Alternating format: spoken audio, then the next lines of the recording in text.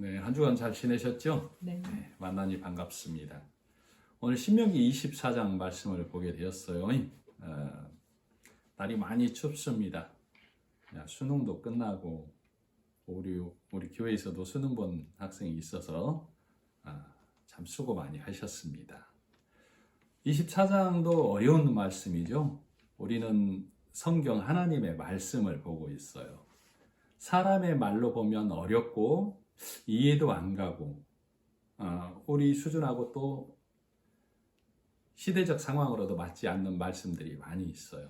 그래서 오늘도 내가 하나님의 말씀을 성령의 도와주심에 따라 말씀을 보고 있다라고 생각하고 하나님의 말씀을 봐야만 그 말씀이 보이고 들리는 거예요. 그래서 오늘도 내가 하나님의 원뜻이 무엇인가를 말씀 속에서 찾아 하나님께 예배하는 자가 되겠다 하는 마음으로 말씀을 들으시기 바랍니다.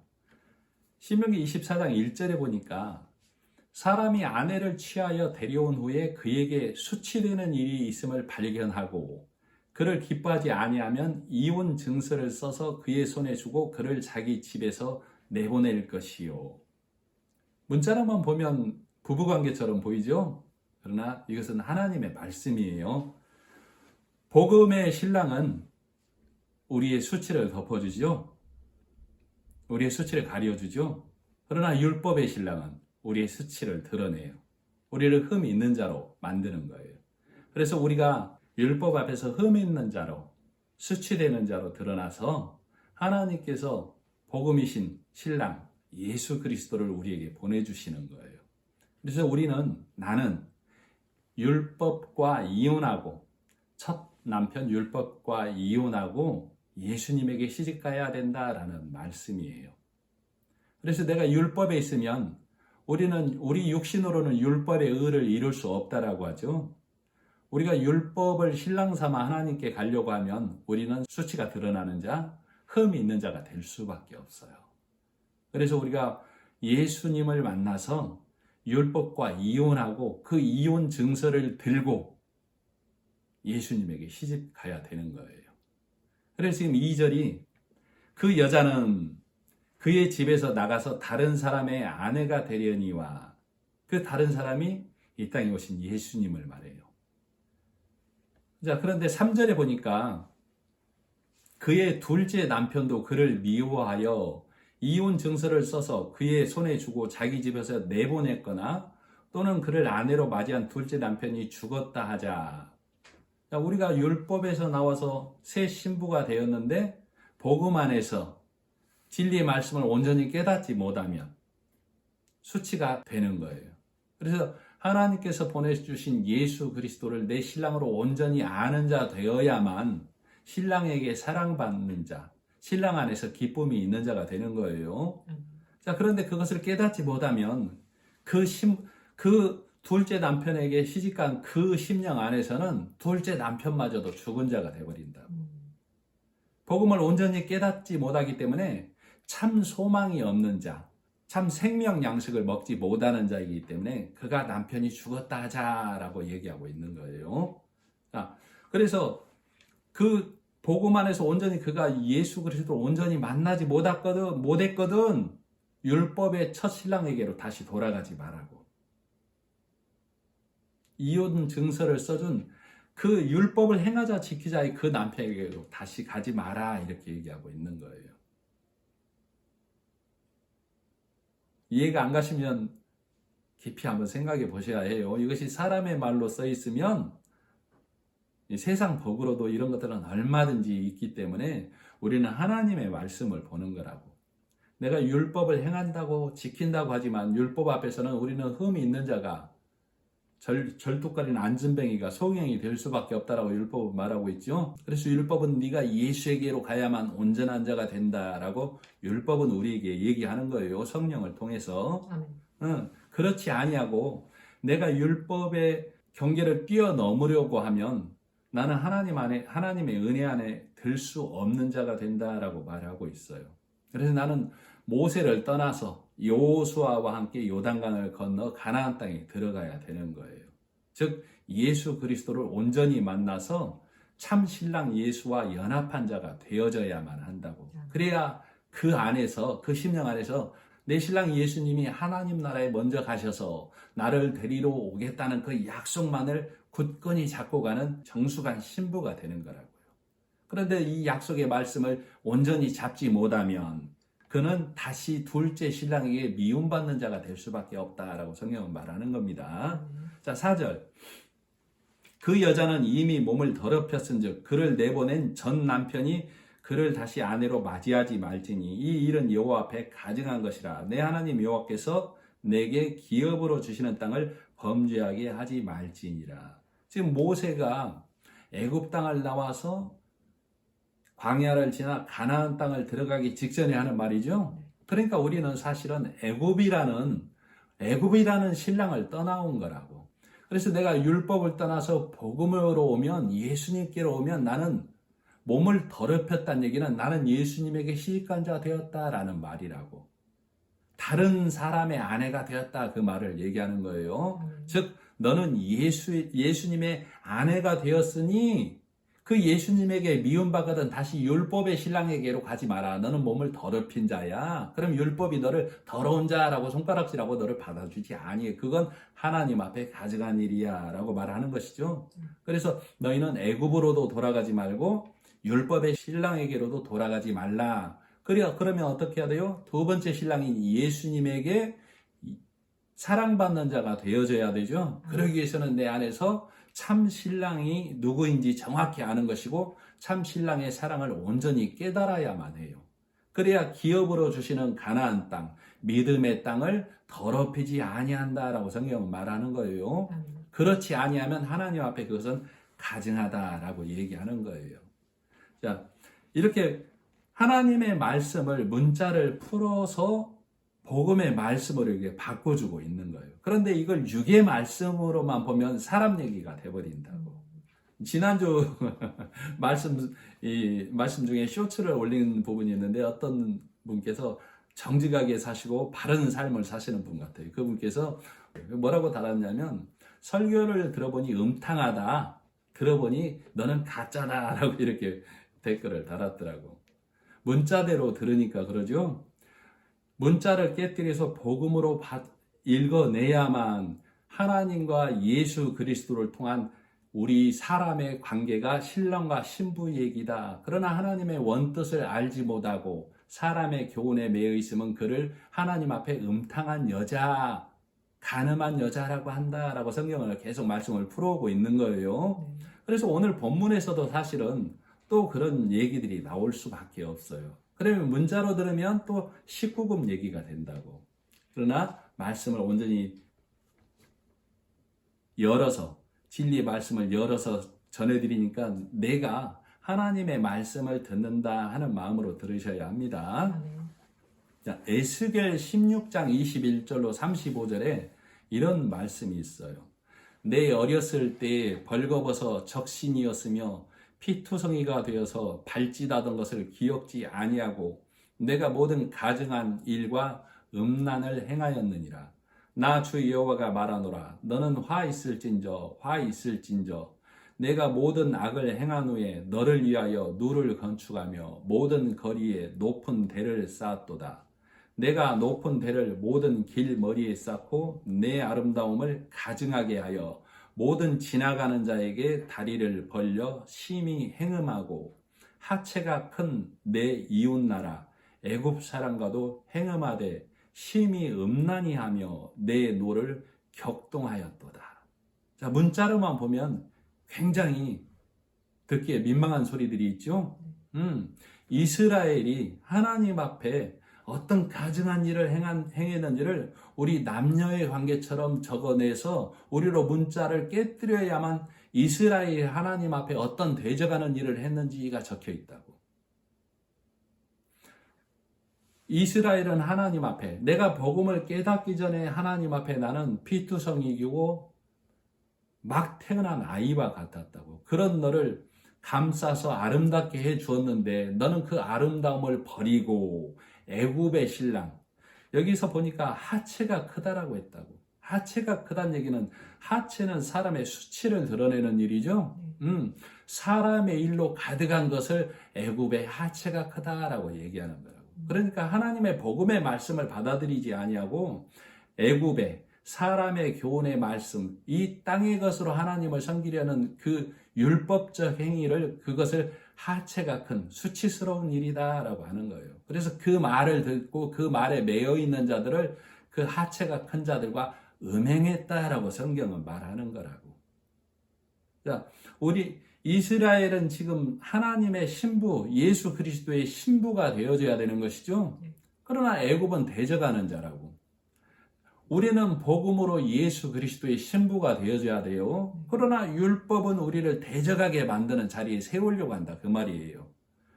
애굽이 우리를 꿰물어, 율법이 우리를 꿰물어 거기에 넘어가는 자들을 음탕하다. 하나님을 떠나서 신랑 예수를 떠났기 때문에 그를 간음하는 여자다라고 성경은 표현하고 있다고.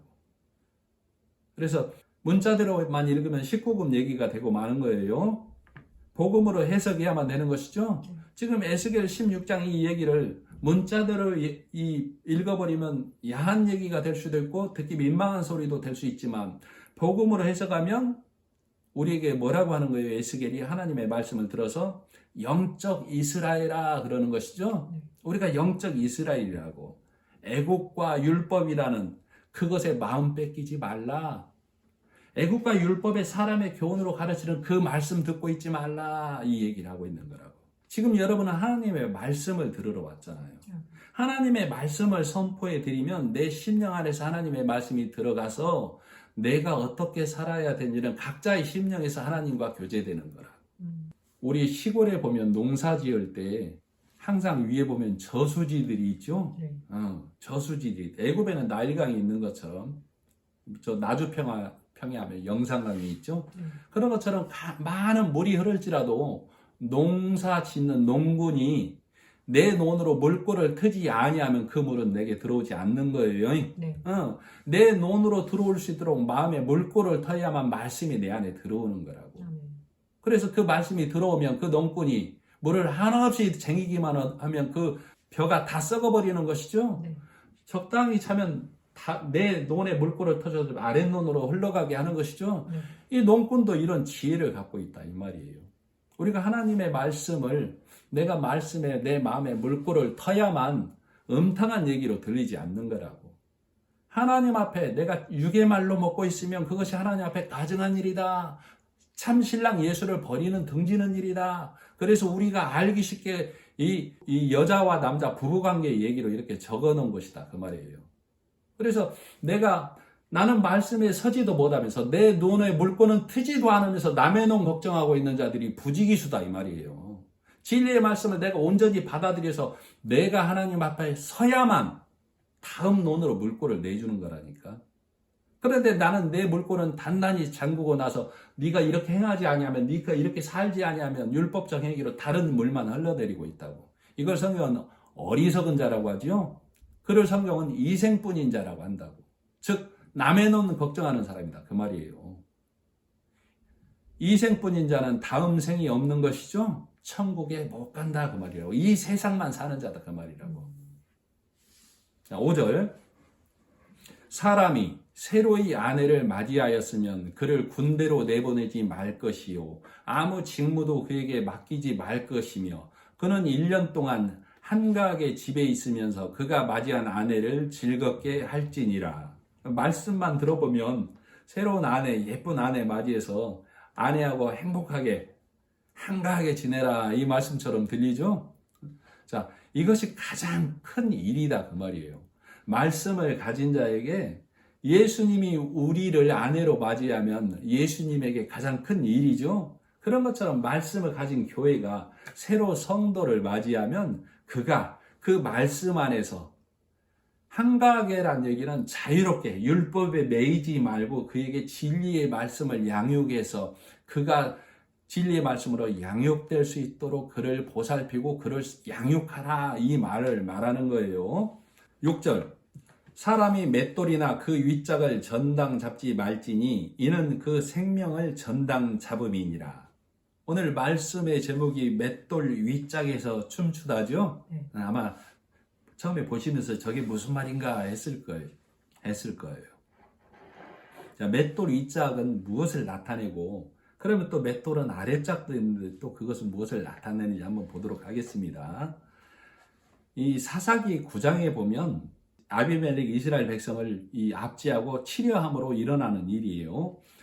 성중에 견고한 망대가 있으므로 그 백성의 남녀가 모두 그리로 도망하여 들어가서 문을 잠그고 망대 꼭대기로 올라간지라. 아비멜렉이 망대 앞에 이르러서 치며 망대의 문에 가까이 나아가서 그것을 불사르려 하더니 한 여인이 맷돌 윗짝을 아비멜렉의 머리 위에 내려 던져 그 두고를 깨뜨리니 아비멜렉이 자기의 병기 잡은 소년을 급히 불러 그에게 이르되 너는 칼을 빼어 나를 죽이라. 사람들이 나를 가리켜 이르기를 그가 여인에게 죽었다 할까 하노라. 소년이 찌르매 그가 곧 죽은지라.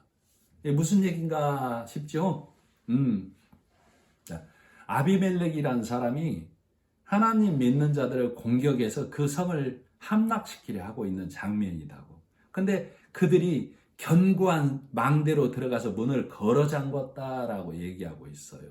그러니까 아비멜렉이 그 망대를 무너뜨리려고 왔다 이 얘기를 하고 있는 거라고. 근데 그 망대 위에서 한 여인이 맷돌 윗짝을 던져서 아비멜렉의 머리 두개골을 깨뜨렸다 이렇게 얘기하고 있어요.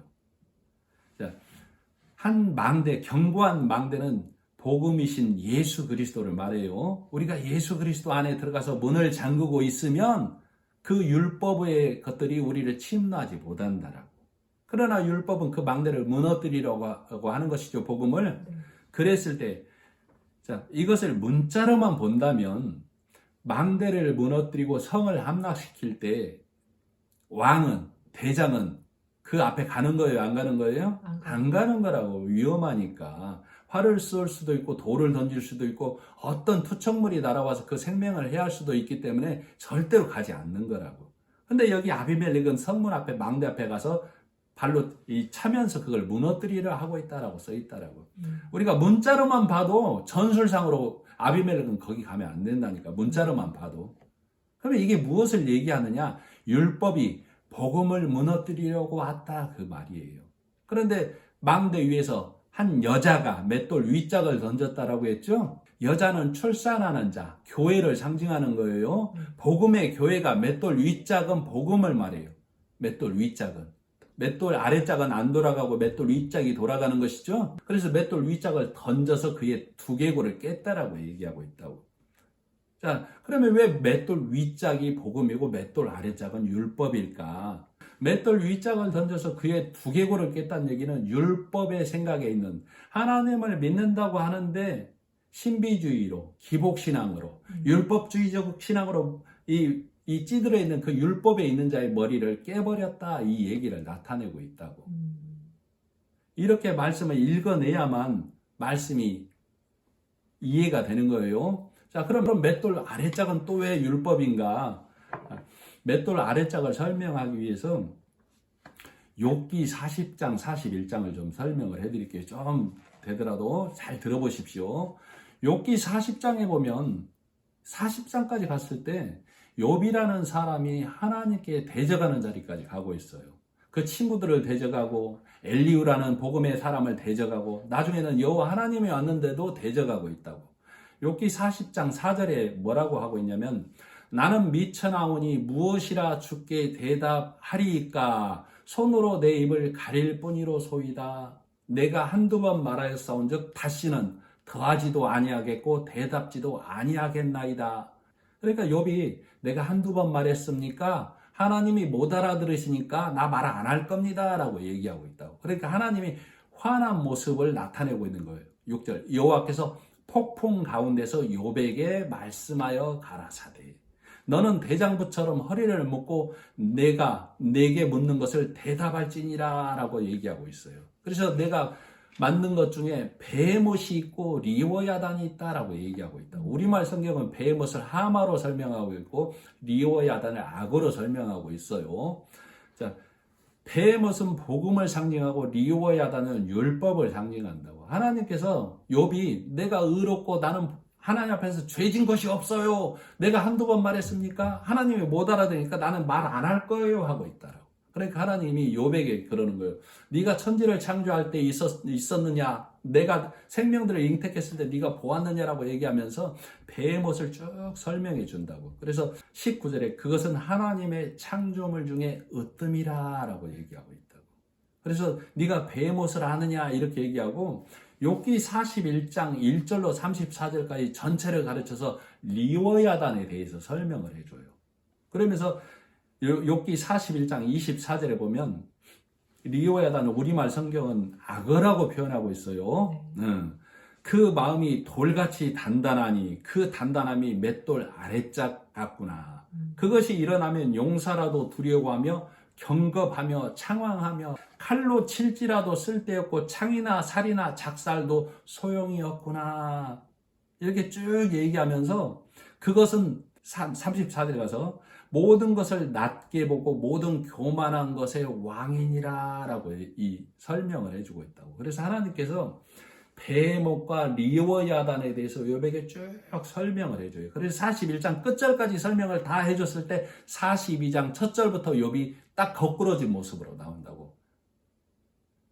내가 하나님의 말씀을 귀로만 들었었는데 이제야 눈으로 봅니다 라고 얘기한다고.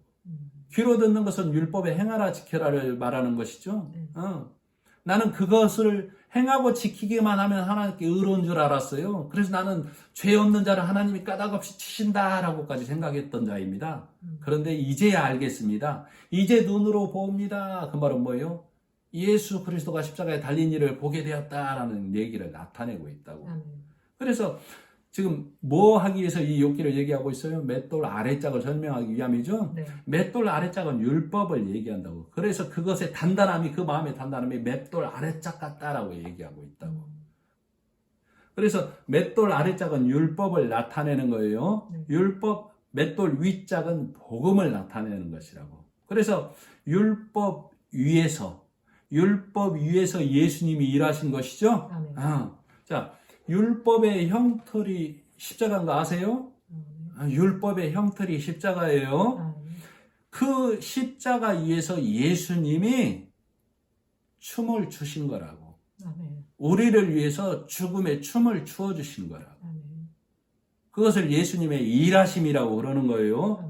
구원의 춤이죠. 구원의 일하심이죠. 그래서 나는 그것을 깨닫고 진리의 말씀을 깨닫고 그 예수 그리스도가 내 신랑 되었구나. 나는 율법을 버리고 예수 그리스도라는 참 신랑을 만났구나 해서 나는 기뻐서 맷돌 윗짝이 되어서 기쁨의 춤을 추는 자가 되는 거라고. 그래서 오늘 말씀의 제목이 맷돌 윗짝에서 춤추다라고 말씀을 정한 거예요. 지금 6절 얘기를 하다 이렇게 됐죠. 네. 사람이 맷돌이나 그 윗짝을 전당 잡지 말지니 이는 그 생명을 전당 잡음이니라. 그러니까 복음에 있는 자에게 그 복음 빼앗지 말라 그 말이라고. 전당 잡는다는 얘기가 율법으로 넘어와라고 사람을 꿰지 말라고. 복음을 무너뜨리지 말라 이 얘기를 얘기하고 있는 거예요. 자, 7절. 사람이 자기 형제 곧 이스라엘 자손 중 한 사람을 유인하여 종으로 삼거나 판 것이 발견되면 그 유인한 자를 죽일지니 이같이 하여 너희 중에서 악을 제할지니라. 율법의 일로 형제를 매지 말라, 꿰지 말라 이렇게 얘기하고 있는 거예요. 교회의 말씀의 시작과 끝은 오직 예수 그리스도여야 되죠. 아멘. 말씀의 시작과 끝 그리고 그 안에서는 오직 예수님의 십자가의 일만이 증거되어져야 한다고. 그래서 오늘 이 본문의 말씀에서도 남녀 관계가 예수 그리스도와 안에 율법을 벗어버리고 율법을 던져버리고 진리의 말씀 예수 안에 들어간 내가 그리스도의 신부되었다라고 말씀을 풀어주고 있는 것이죠. 그래서 말씀 모든 곳에서 예수 그리스도와 십자가와 교회를 말씀해 드리고 있는 거라고. 그래서 교회는 오직 말씀이 예수 그리스도여야만 해요. 예수님만 전해드려야 한다고. 요한복음 5장 44절로 47절에 예수님께서 유대인들에게 하신 말씀이 아마 지난주에도 좀 했던 말인데, 너희가 서로 영광을 취하고, 유대인들에게 말하는 거예요. 너희가 서로 영광을 취한다는 얘기는 사람의 것으로 행하고 지키는 자, 율법에 충실한 자에게 잘하고 있어. 하나님을 섬기는 일이야. 하나님을 위하는 길이야. 라고 서로 영광을 취하고 있다. 유일하신 하나님께로부터 오는 영광을 구하지 아니하니 어찌 나를 믿을 수 있느냐. 유일하신 하나님께로부터 오는 영광은 예수 그리스도를 받아들이는 거예요. 그래서 우리는 예수 그리스도를 믿고 받아들임으로만 하나님께 영광을 드릴 수 있다고. 그런데 바리새인들은, 표면적 유대인들은 너희가 서로 너희의 영광을 구한다라고 얘기하고 있다고. 사람이 보기에는 좋은 일이죠. 착하고 선하고 바르게 우리가 영광스럽게 행하자 하니까 좋은 거라니까, 사람 기준에서는. 그러나 그것을 성경은, 예수님은 너희가 서로 영광을 구한다라고 얘기하고 있다고. 하나님께 영광 구하는 것은 예수 그리스도인 나를 받아들이는 거야 라고 예수님이 말하는 거예요. 자, 내가 너희를 아버지께 고소할까 생각지 말라. 너희를 고소하는 이가 있으니 너희의 바라는 자 모세니라. 모세의 율법에 충실해서 너희가 서로 영광을 구하고 있는데, 그 영광 구하는 가운데에서 너희는 모세에게 고발당한다라고 얘기하고 있는 거라고. 십계명이 고발하는 것이죠. 십계명 앞에 서면 의로울 자가 아무도 없다라고. 그러니까 모세는 율법 아래 있는 자를 고소하는 자가 된다라고 성경은 말하는 거예요. 요한복음 5장 46절. 모세를 믿었다면 또 나를 믿었으리니 이는 그가 나에 대하여 기록하였습니다. 자, 모세를 믿었다면 나를 믿었으리라 하는데, 유대인들은, 바리새인들은 모세를 믿잖아요. 이게 무슨 말이에요? 모세를 너희가 정확히 알고 믿었더라면 모세가 무슨 말 했는지 알 거야. 모세는 예수 그리스도인 나에 대해서 말했어 라고 얘기하고 있는 것이죠. 모세를 믿었다면 또 나를 믿었으니 이는 그가 내게 대하여 기록하였음이라. 모세의 오경에도 구약에도 다 예수 십자가를 기록해 놓은 거다라고 얘기하고 있는 거라고. 그러나 그의 글도 믿지 아니하거든. 그러나 모세의 글도 너희가 읽어내지 못하거든. 모세의 글을 행하라 지켜라로만 읽어내니까 예수 그리스도를 발견하지 못하는 것을 모세의 글을 읽지 못한다라고 하는 거예요. 네. 어찌 내 말을 믿겠느냐 하시니라. 그래서 성경은, 예수님은 우리에게 뭐라고 하냐면, 율법과 사람의 계명이 섞인 것을 형제를 꿰는다라고 얘기하는 거라고. 율법과 사람의 계명이 섞여서 예수 믿는 것을 형제를 꿰는다라고 얘기하는 거라고. 예수 안에 다른 것, 사람의 것, 땅의 것 섞지 말라 그 말이에요. 복음 안에 율법이 섞이면 안 된다라고 얘기하고 있다고. 그것은 하나님의 진리의 말씀 안에 술, 누룩이 섞인 거다라고 얘기하고 있는 것이죠. 그래서 술 취하지 말라 그 말은 오직 복음 외에는, 오직 예수님 외에는 내가 천국 가는 길이 없다라는 것을 깨달으라 그 말을 얘기하고 있는 거예요. 그래서 8절 9절이 같은 말씀인데, 8절 너는 나병에 대하여 상가서 레위 사람 제사장들이 너희에게 가르치는 대로 내가 힘써 지켜 다 행하되 너희는 내가 그들에게 명령한 대로 지켜 행하라. 자, 7절까지 쭉 얘기하다가 너는 나병에 대해서 조심해서 레위 사람, 하나님의 말씀을 맡은 자, 하나님의 일을 하는 자가 너에게 알려준 대로 조심히 행해서 가르치는 대로 행하라 이렇게 얘기하고 있죠. 그렇지 않느냐면 네가 나병에 걸린다라고 얘기하고 있는 거라고. 자, 그 당시에 나병은 죽을 죄를 상징해요. 낫지 않는 죽을 죄를 상징한다고, 나병은. 그래서 나병은 믿지 않는 죄를 상징하는 거예요. 자, 오늘날 나병은 한센병이라고 하죠. 네. 의학적으로 한센병은 완치되는 병으로 이미 판정이 돼버린 거예요. 의학적으로 한센병은 다 고쳐지는 병이 돼버렸다고.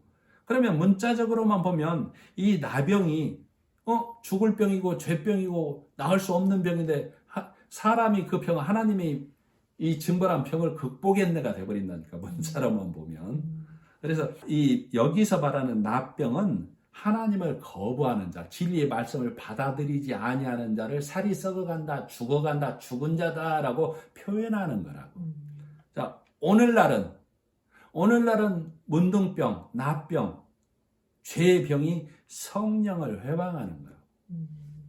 예수 그리스도가 하신 일이 성경에 문자적으로 기록되어 있는데 이 성령이 오셔서 이 성경의 말씀을 육인 내가 알아듣도록 말씀을 풀어주는 거라고.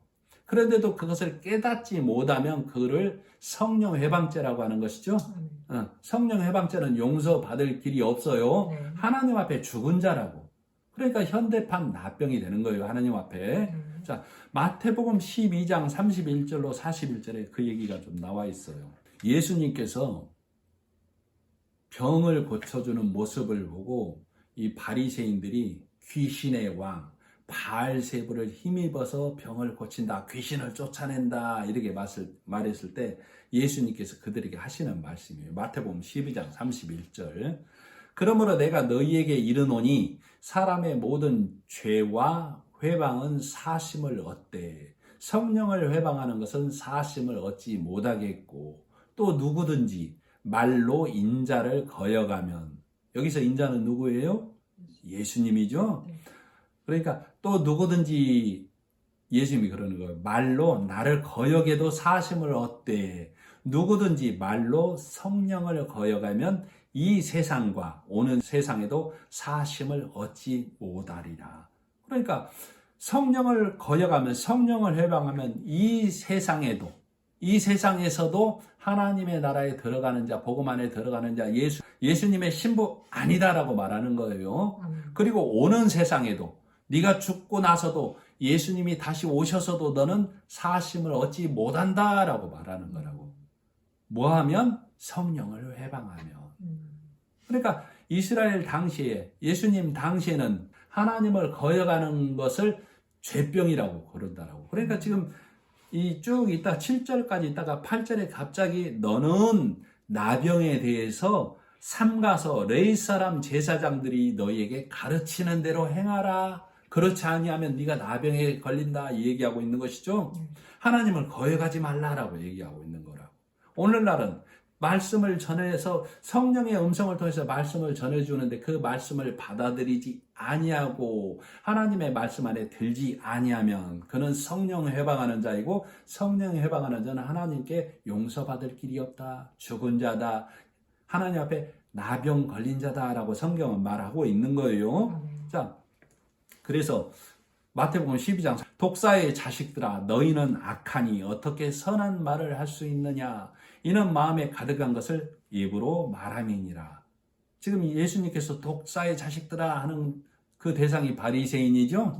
이 바리새인의 원뜻은 죄와 분리되고 구별되는 자. 그래서 이 바리새인들은 613가지로 248가지를 좋은 일을 선을 행하자, 365가지로 악을 금하자 해서 온전히 십계명을 지키기 위해서 율법의 사람의 계명의 장로들의 기준으로 철두철미했던 자들. 그래서 그들은 하나님 앞에 우리가 온전히 행하자 지키자로 나아가는 자들이라고. 그러니까 그들은 선한 이웃으로 오신 예수 그리스도를 인정하지 않는다니까. 그래서 너희는 악하니 어찌 선한 말을 할 수 있느냐. 그 말은 우리가 하나님 앞에 선한 말은 무슨 말이에요? 예수 그리스도를 신랑으로 맞이하는 것, 예수 그리스도를 나의 구주로 맞이하는 것을 선한 말이라고 한다고. 그러나 바리새인들은 행위에 매여 있기 때문에, 그 행위를 들고 나아가는 자들이기 때문에 예수를 부인하는 자들이죠. 예수를 부인하는 걸 선한 행위의 말을 하지 아니한다라고 얘기한다고. 그래서 오늘날에도 내가 예수 믿는다고 하면서도 복음과 율법에 가르마가 타지 아니한 자들을 악한 자, 바리새인의 신앙, 율법의 신앙이라고 하는 거예요. 그래서 예수님과 이 바리새인들의 이 대화 끝에 뭐라고 하냐면, 이 바리새인들이 우리에게 표적을 보여주소서 얘기한다고. 표적이 뭐예요? 눈으로 보이는 거. 기적을 보여달라, 이적을 보이다가 신비한 일을 내 안에서 나타내 주십시오. 오늘날에도 많은 기독교인들이 그 기도하고 있는 것이죠. 사실은 내가 율법의 일로 행했더니 복 받았어. 내가 마음에 찝찝한 것을 하다가 하나님께 벌 받았어. 이걸로 하나님을 섬기려 하고 있다고. 그러나 예수님이 그 바리새인들에게 뭐라고 해요? 악하고 음란한 세대가 표적을 구하나 눈에 보이는 것으로 하나님을 섬기려고 하나, 나는 요나의 표적밖에 보일 것이 없노라 얘기하고 있는 것이죠. 즉 그 말은 예수님의 죽고 사심, 나의 죽고 사심을 통하여 이루어 놓은 그 일만을 믿어야만 표적을 구하지 아니하는 자, 눈에 보이는 것이 아닌 진리의 말씀을 믿는 자, 하나님의 백성된 자가 된다라고 예수님이 말해주고 있는 거예요. 자, 그래서 그런데도 여전히 바리새인들은 예수님을 배척했어요. 오늘날에도 내가 율법의 말에 온전히 그것을 벗어버리지 못하고 복음이라고 하는데 사람의 말, 율법의 말에 매여 있으면 그를 정함 없는 자라고 하는 것이죠. 네. 자, 바울이 로마로 마지막 이 항해를 할 때에 백부장 율리오라는 사람이 총괄을 하게 된다고.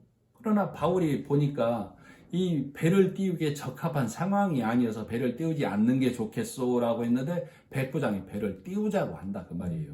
그러니까 선장들이 바울의 말을 듣지 않냐고 백부장 율리오의 말을 들어서 배를 띄우는 일이 발생하죠. 네. 그래서 얼마 가지 못하다가 풍랑을 만나서 이 배가 표류하게 된다고. 그때 바울이 뭐라고 그러냐면 너희가 그때 내 말을 들었어야 하는데 내 말을 듣지 않아서 이런 일이 일어났다 이렇게 얘기해요. 그러나 나의 하나님께서 어제 내게 말씀하시기를 배는 상하나 너희 모두 안전하리라 라고 말씀하셨으니 너희는 안심하라 이렇게 얘기하죠. 그리고 나서 멜리데라는 섬에 표류하게 된다. 들어가게 된다. 그 멜리데라는 섬이 피난처라는 뜻을 갖고 있어요. 바울이 뭐라고 그러냐면 이 헤엄을 칠 수 있는 자는 헤엄쳐서 가고 배의 이 널판지를 잡고 갈 수 있는 자는 헤엄쳐서 가서 다 그것들을 잡고 가서 살게 되는 일이 발생하죠. 네. 그래서 276명 전원이 산다고. 누구를 의지해서? 바울을 의지해서 바울의 말을 들어서 그래서 피난처인 그 멜리데 섬에 피난해서 다시 그 겨울을 지나고 다시 로마로 가는 일이 일어나죠. 네. 자, 이것이 무엇을 상징하냐면 그 배에 계속 율리오라는 백부장의 말을 들었으면 그 배는 그 생명이 보존될 수 없는 거예요. 바울의 말을 들었기에 이 목적지까지 다시 로마까지 갈 수 있었다라고. 내가 속한 배가 어떤 배인지, 내가 속한 교회가 어떤 교회인지 잘 생각을 해봐야 된다 그 말이에요. 교회라는데 율법의 말만 지키고 전하고 증거하고 있으면 그 배와 그 배에 속한 모든 자는 피난처에 도달할 수 없는 배가 된다고. 그러나 또 이 바울의 말을 듣지 아니한 자는 살아날 수가 없었던 것이죠. 네. 하나님의 말씀을 듣지 아니하면 진리의 말씀, 복음의 말씀을 의지하지 아니하면 즉 예수 그리스도라는 온전한 신랑을 만나지 못하면 나는 죽을 자가 될 수밖에 없다고. 바울의 말을 다 들었기에 276명 전원이 산 거예요. 우리 모두가 교회 다니는 모두가 다 천국 가면 좋겠어요. 그러나 다 천국에 갈 수는 없다고. 진리의 말씀을 만나야만 참 신랑 예수 그리스도를 만나려면 내 소유, 율법이라는 내 소유를 온전히 버려버려야 된다니까. 나는 율법과 이혼했어라는 이혼 증서를 예수 그리스도 앞에 온전히 내밀어서 나는 이혼 증서를 받아서 예수님과 혼인한 자 되었으니 그 신랑 되신 예수님에게 나는 붙어 있어서 그 신랑으로부터 버려짐이 안 되어야만 되는 거예요. 그러려면 내가 진리의 말씀으로 온전한 자가 되어져서 그 말씀 안에서 1년 동안 잘 양육이 되어져야 된다고. 그래서 정숙한 아내가 되어져야 된다고. 이 정숙한 아내는 진리의 말씀으로만 애굽의 하체가 큰 행하자 지키자라는 그 사람의 행위가 가득한 그 말을 듣지 아니한 자가 되어져야 된다. 이 말을 얘기하고 있는 거예요. 자, 9절. 너희는 애굽에서 나오는 길에서 내 하나님 여호와께서 미리암에게 행하신 일을 기억할지니라. 민수기 11장에 기록된 얘기죠. 네. 민수기 11장 33절로 35절에 있는 얘기인데, 자, 고기가 아직 이 사이에 있어 씹히기 전에 여호와께서 백성에게 대하여 진노하사 심히 큰 재앙으로 치셨으므로 그곳 이름을 기브롯 핫다와라 칭하였으니 탐욕을 낸 백성을 거기 장사함이었더라. 백성이 기브롯 핫다와에서 진행하여 하세롯에 이르러 거기 거하니라. 기브롯 핫다와라는 얘기는 탐욕의 무덤을 상징하고 있어요. 이스라엘 백성이 만나 맛없다고 메추라기 달라고 해서 그 메추라기 입에 있을 때 하나님의 진노를 받아서 죽은 자리를 기브롯 핫다와 탐욕의 무덤에 묻혔다라고 얘기하고 있다고. 그 하나님의 진노가 그치고 하세롯으로 향하는 여정이에요. 그래서 민수기 11장이 하세롯으로 가고 있다라고 얘기하고 있고, 민수기 12장이 어떻게 시작되냐면 하세롯에 왔을 때 모세가 구스 여자를 아내로 맞이한 얘기가 나와요. 그러니까 하세롯의 뜻이 울타리라는 뜻을 갖고 있다고. 그러니까 11장에서 기브롯 핫다와라는 탐욕의 무덤에서 하나님의 진노가 끝나고 12장 하세롯이라는 하나님의 울타리 안에 들어왔다, 그걸 얘기하고 있는 거라고. 거기에서 모세가 구스 여자를 아내로 맞이한 일이 나온다고. 갑자기 뜬금없이 하나님의 울타리 안에, 예수 그리스도 안에 들어갔을 때 구스 여자, 에티오피아 검은 여자가 모세의 아내가 된다고. 우리가 예수 그리스도의 품 안에 들어갔을 때, 복음 안에 들어갔을 때 내가 검은 여자라니까. 왜? 율법에 있는 자, 사람의 계명에 충실한 자들이 볼 때 나를 뭐라고 보냐면 믿기만 해서 된다고? 행하고 지켜야 우리는 하나님의 참 신부가 되는 것이지, 믿기만 해서 된다고? 이 검은 여자야? 이 손가락질을 하는 자리라고 지금. 그래서 아론과 미리암이 모세에게 어찌 그런 여자를, 어찌 믿기만 하면 되는 사람을 하나님의 신부로, 예수 그리스도의 신부로 맞이했느냐라고 손가락질하는 장면이라고. 그러니까 하나님을 거부하는, 예수 그리스도를 거부하는 자리를 지금 말하고 있는 거예요. 그래서 미리암에게 문둥병이 발생한 장면이에요. 그래서 하나님이 진노하신 장면이라고. 그래서 민수기 12장에 이렇게 얘기하고, 12장 9절에 여호와께서 그들을 향하여 진노하시고 떠나심에 구름이 장막 위에서 떠나갔고 미리암은 문둥병이 들려 눈과 같더라. 아론이 미리암을 본즉 문둥병이 들었는지라. 아론이 이에 모세에게 이르되 슬프다 내 주여, 우리가 우매한 일을 하여 죄를 얻었으나 청컨대 그 허물을 우리에게 돌리지 마소서. 그로 살이 반이나 썩고 죽어서 못해서 나온 자같이 되게 마옵소서. 모세가 여호와께 부르짖어 가로되 하나님이여 원컨대 그를 고쳐 주옵소서. 여호와께서 모세에게 이르시되 그의 아비가 그의 얼굴에 침을 뱉을지라도 그가 7일간 부끄러워하지 아니하겠느냐. 그런즉 그를 진 밖에 7일을 가두고 그 후에 들어오게 할지니라. 미리암이 누구를 거역한 거예요? 하나님과 이스라엘 백성 사이에 중매자 모세를 비방한 것이죠. 그래서 문둥병이 든 거라고. 모세를 비방한 것은 하나님을 비방한 것이 된 거예요. 자, 그게 무엇을 말하고 있냐면 오늘날 하나님과 우리 사이의 중매자가 누구예요? 예수님이라고. 그러나 내가 율법에 앉아서, 아니 어떻게 믿기만 하면 천국 가냐고, 행하고 지켜서 내가 깨끗하고 선하게 돼야 예수님의 신부가 되는 것이지 하는 율법에 있는 자들이 미리암과 같은 자라고. 우리는 예수 그리스도를 믿어서 내 모습 이대로 검은 내가 예수님의 신부가 되는 거라고. 그래서 이 소망을 갖고 있는 자만 하나님 보시기에 검은 여자가 아닌 예수 그리스도의 정숙한 신부가 되는 거다라고 얘기하고 있는 거예요. 그러나 하나님의 온전한 뜻을 깨닫지 못한 율법에 앉은 미리암인 나는 행하고 지키자라고 손가락질한다고. 그것을 하나님을 거역하는 자, 예수 그리스도를 거역하는 자, 오늘날에는 성령을 회방하는 자라고 성경은 말하는 거라고. 그는 문둥병에 걸려서 죽을 자가 된다 그 말이에요.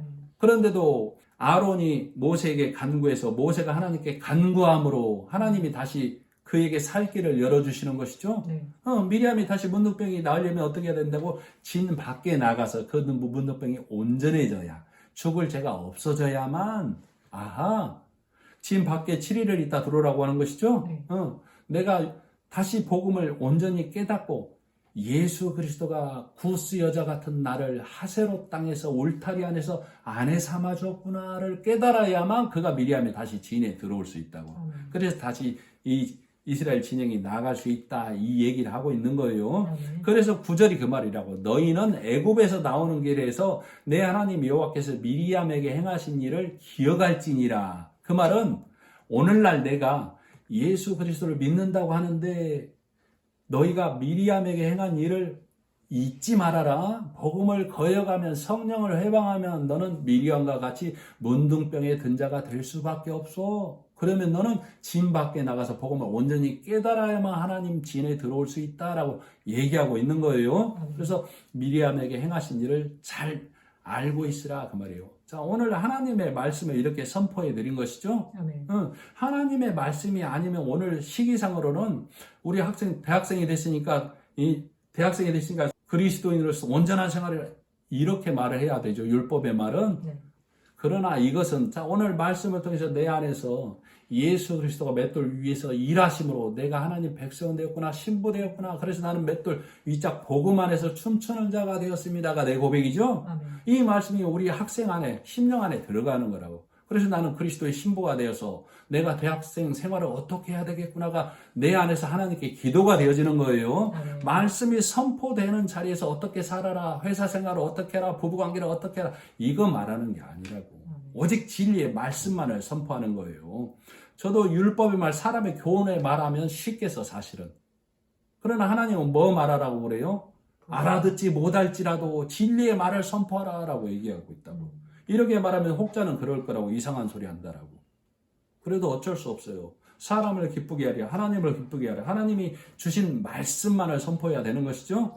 그래서 오늘 신명기 24장 1절로 9절 예수 그리스도가 율법 위에서 맷돌 위짝으로 일하심으로, 맷돌은 돌아가는 것이죠. 율법 위에서 예수 그리스도가 일하심으로 우리가 참 자유, 참 평안을 누리는 자 된 것입니다. 그래서 오늘 말씀이 이렇게 선포가 되었습니다. 기도하겠습니다. 하나님 아버지, 은혜를 감사합니다. 신명기 24장 말씀을 통하여 나는 율법을 벗어버리고 새 신랑 되신 예수 그리스도를 만난 자 되었는데도 내 안에 기쁨이 없다면 다시 애굽으로, 다시 율법으로 돌아가 세상 말 먹지 말라고 말하고 있습니다. 오직 이 진리 안에서 말씀을 상고하고 교제하는 가운데 성령의 도우심을 찾고 구하고 두드리는 자 되어서 하나님의 말씀이 내 안에 확장되고 열려서 온전히 복음에 눈뜬 자 되어 예수 그리스도의 참 신부가 되어서 하나님을 찬양하는 자로만 살아가게 하옵소서. 예수님의 이름으로 기도드립니다. 아멘.